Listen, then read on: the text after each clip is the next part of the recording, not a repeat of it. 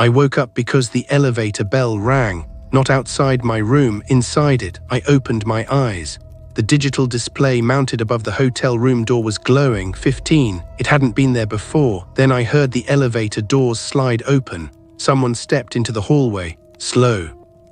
Heavy footsteps, one room at a time, a knock, silence, another knock, another door. The footsteps were getting closer. Room 1502, room 1503, room 1504. Each knock came exactly 10 seconds apart. I looked through the peephole. The hallway was empty. The knocking continued anyway. Room 1505, room 1506, room 1507. Then it stopped. My room, room 1508. 3 slow knocks. I didn't move. A voice spoke from the other side. You weren't supposed to get off here. This is Tales of the Dark. A viewer recently sent me this experience and asked to remain anonymous. Some names and identifying details have been changed for privacy. Last October, I drove back to my hometown after my uncle's funeral. The service had run longer than expected.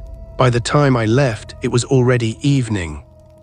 Construction on the highway forced everyone onto narrow back roads through the mountains.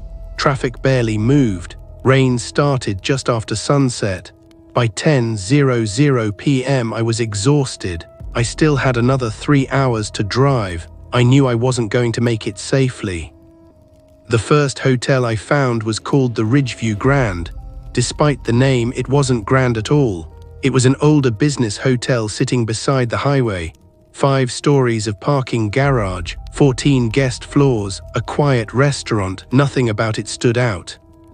There were only a few cars outside. The lobby was almost empty. Behind the reception desk sat a woman in her late 50s. She smiled politely. Checking in, I nodded. Just one night. She typed for a moment. We have 1 room left. Room 1208. Perfect.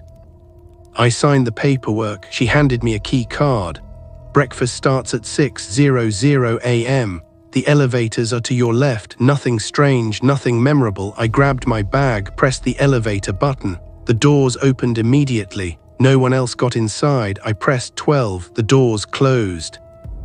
The elevator climbed smoothly. 2, 4, 6, 8, 10, 12. The doors didn't open. Instead, the elevator continued upward. I frowned. Maybe someone above had called it. The display changed. 13, 14. I expected it to stop. It didn't. Then something happened that still doesn't make sense. The display flickered. Every number disappeared. For about 2 seconds, the screen was completely blank. Then a number appeared. 15. I stared at it. There hadn't been a button for floor 15. I was certain of that. The elevator slowed. The doors opened.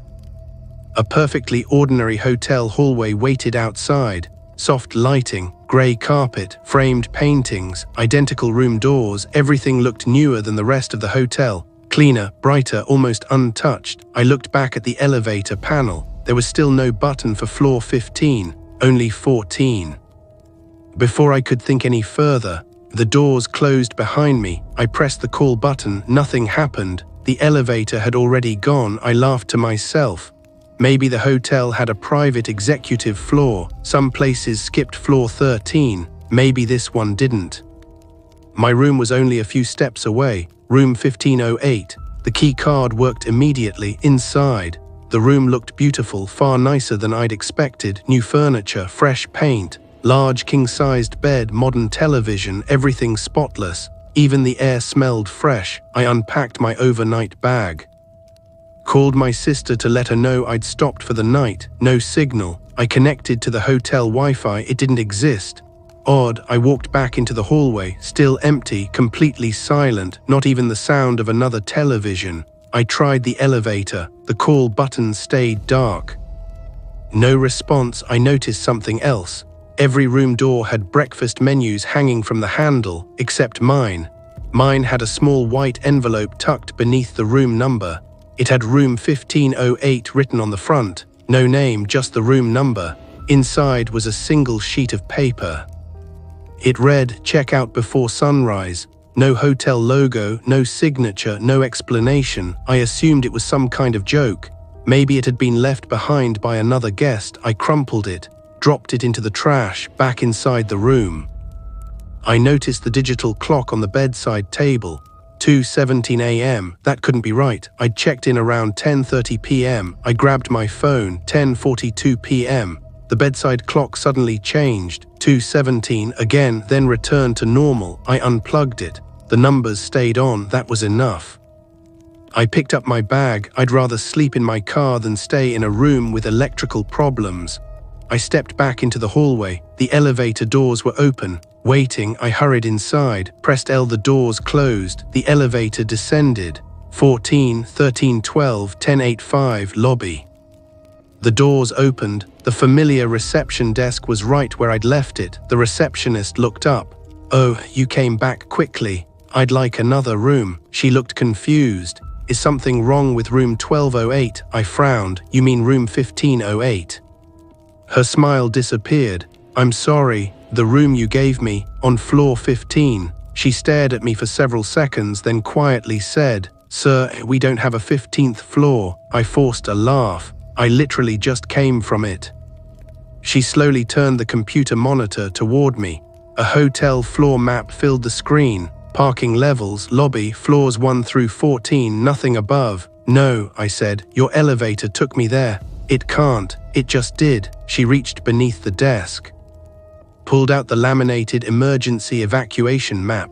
It matched the screen. Only 14 floors. I walked outside. The rain had stopped from the parking lot. I counted every row of windows, once, twice, 3 times, 14. There wasn't even space for another floor. I went back inside. "I want to see your manager." She nodded. "He'll be here in the morning." "I don't care." I stayed there. There was a hallway. There were rooms. There was a room 1508.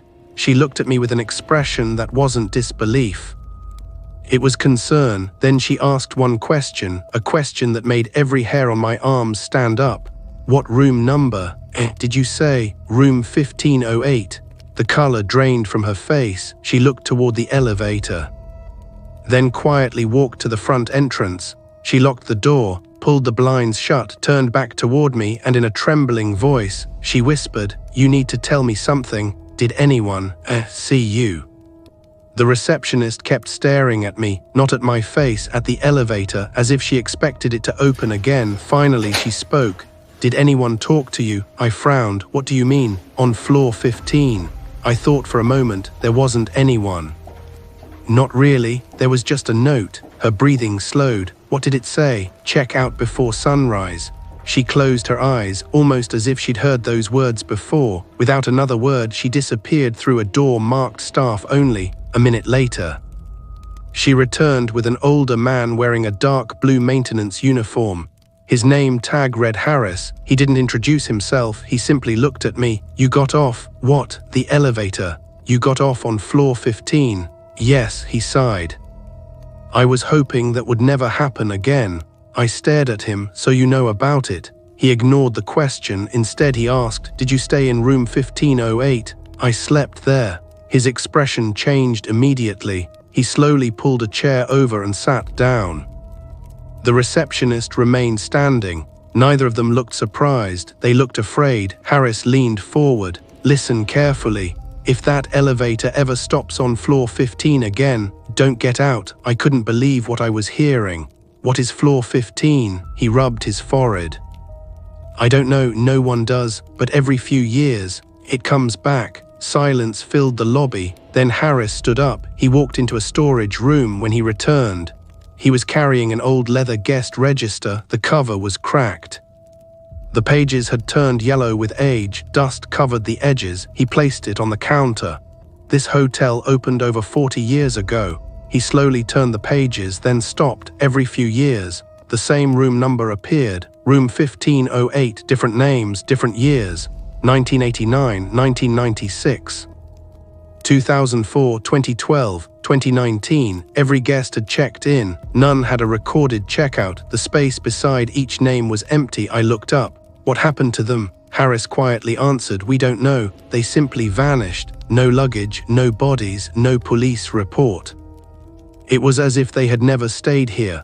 I shook my head. "I left, so nothing happened." Neither of them answered. Instead, the receptionist asked, "Do you still have your room key?"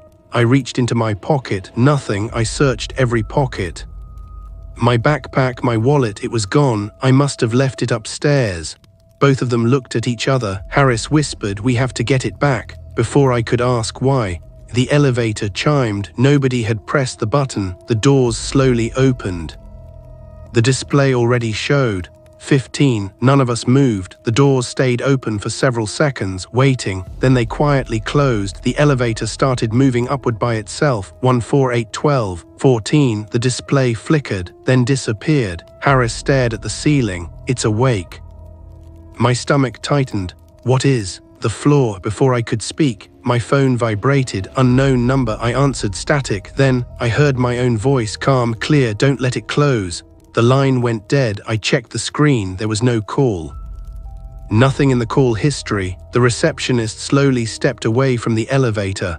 "I've seen this happen once before." Harris looked at me. "If it called you, it remembers you." I walked outside. I needed air. The rain had stopped. The parking lot was quiet. Then I noticed something strange. Every vehicle was covered in morning dew except mine. Mine looked like it had just arrived. I checked my dashboard clock. 10:46 p.m. Only minutes had passed. My phone showed something different. 7:18 a.m. Almost 8 hours had disappeared. I hurried back inside. The lobby clock matched my phone. Breakfast was being served. Guests laughed inside the restaurant. Everything looked perfectly normal. I stopped the first guest I saw. "What floor are you staying on?" 12. "Have you ever heard of floor 15? He laughed. "This hotel only has 14. Another older guest overheard us. He quietly said, "My father warned me about this place." Before he could continue, the receptionist interrupted him. "Sir, your coffee is getting cold." The old man immediately stopped talking, almost as if he regretted saying anything. I had to see it again. I walked toward the elevators. Harris grabbed my arm. "Don't, I'm getting my key. You don't understand." "No, you don't." I pressed the button. The doors opened. Everything looked normal. I stepped inside, pressed 14. The elevator moved. The ride lasted only a few seconds. The doors opened. Floor 14 looked ordinary. Quiet hallway, soft lights, fresh carpet. I looked back at Harris. "See?" He didn't answer. Instead, he said, "Walk to the end." I did. Room 1402, room 1404, room 1406, room 1408. The hallway should have ended. It didn't. It continued. Another corner appeared. I slowly walked around it. The room numbers changed. Room 1501, room 1502, room 1503. I froze. The elevator had never taken me to floor 15. Floor 15 had somehow connected itself to floor 14. The lights became warmer. The hallway became quieter. Even the air felt different. Then I saw it. Room 1508. Its door was slightly open. A warm yellow light spilled into the hallway. Someone was inside. I could hear drawers opening, a suitcase unzipping, clothes being folded. Like someone had just arrived, I slowly stepped closer. The door opened a little wider. Inside, a man stood with his back toward me. He was unpacking my backpack. He folded my jacket, placed my wallet on the bedside table. Then he reached into his pocket, pulled out my car keys. My heart stopped. Those keys were still in my hand. He slowly turned around. It was me, not someone who looked like me. Me, same clothes, same watch, same scar on my chin. He smiled, not a friendly smile, a tired one. Like he'd been waiting for years. He looked directly into my eyes, then quietly said, "I knew you'd come back." The lights flickered. The hallway shook. Harris grabbed my shoulder. "Run." We sprinted toward the elevator behind us. Room 1508 slammed shut. Every room door along the hallway began opening. One by one, slowly, guests stepped into the corridor. Men, women, children, all completely silent. Every one of them held an old hotel key. Every one of them stared at me. None of them blinked. The elevator doors finally opened. We jumped inside. Harris repeatedly pressed the lobby button. Nothing happened. The display remained blank. Then a new message appeared. "Welcome back." The elevator dropped, not down, not up. It felt like it was falling sideways. The lights went out when they came back. The doors opened into the hotel lobby. Everything looked normal again. Guests checked in. People drank coffee. Nobody seemed alarmed. Harris was gone. The receptionist was gone. Behind the counter stood a young man I'd never seen before. He smiled politely. "Good morning, checking in." I stared at him. I was already here. He looked confused. "I'm sorry, sir. This hotel opened last month." I turned toward the entrance. The maintenance room was gone. The restaurant had been remodeled. Even the furniture was different. I ran outside. My car was still there. I threw my bag into the passenger seat, started the engine, and drove away without looking back. 3 months later, I finally reached my hometown for another family visit. One evening, I emptied my wallet onto the kitchen table. Among my bank cards, driver's license, and receipts was a hotel key card. I picked it up. On the front, it read, "Room 1508. I turned it over. Someone had written a single sentence. "We'll save your room. I still travel for work. I still stay in hotels, but every single time I step into an elevator, I count the buttons twice, because if I ever see 15, I'm taking the stairs." That was the end of this story.